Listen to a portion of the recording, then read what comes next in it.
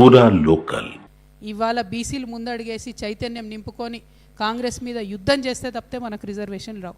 ఏం చెప్పారు ముఖ్యమంత్రి గారు? నేను అఖిలపక్షాన్ని తీసుకుపోయి ఢిల్లీలో కూర్చోబెడతా అన్నారు. బడే బాయ్ అని చెప్పి బడే బాతా బోలే.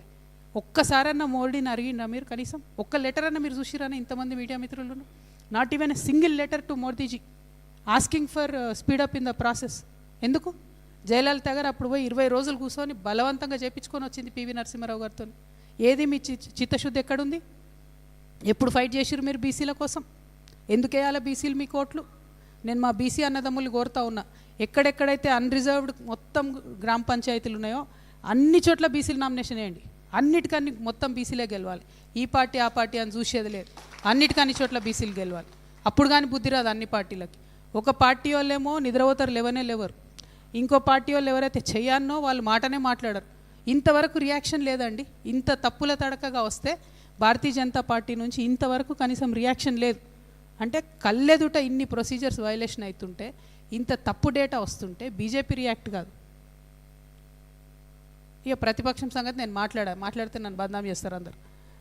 మేము మాత్రం జాగృతి నుండి డిసైడ్ అయినాం, ఖచ్చితంగా అన్ని గ్రామాలలో బీసీలు అందరూ నామినేషన్ వేయాలి, వేసేటట్టుగా మేము ప్రయత్నం చేస్తాం. ఎట్ ద సేమ్ టైం మేము మరి గ్రామ పంచాయతీ ఎన్నికలు వచ్చిన సందర్భంలో మీ అందరికీ తెలుసు జాగృతి జనంబాట కార్యక్రమం కొనసాగుతూ ఉంది. యాజ్ పర్ షెడ్యూల్ రేపు కామారెడ్డిలో జరుగుతుంది. కానీ కామారెడ్డి తర్వాత ఉండేటటువంటి షెడ్యూల్లో మేము స్వల్ప మార్పు చేసుకొని అది గ్రామాలలో కాకుండా జాగృతి జనంబాట కంప్లీట్ హైదరాబాద్ పట్టణంలో కొనసాగే విధంగా జిహెచ్ఎంసీ పరిధిలో ఉన్నటువంటి 15 నియోజకవర్గాల్లో కూడా ఈ 15-16 రోజులు జిహెచ్ఎంసీలో నిర్వహించుకుంటాం. ఆ తర్వాత యథాతథంగా మళ్ళీ జిల్లాల నుంచి రెజ్యూమ్ చేసుకునే విధంగా మా యొక్క జనంబాట కార్యక్రమాన్ని స్వల్పంగా మార్చుకుంటా ఉన్నాం.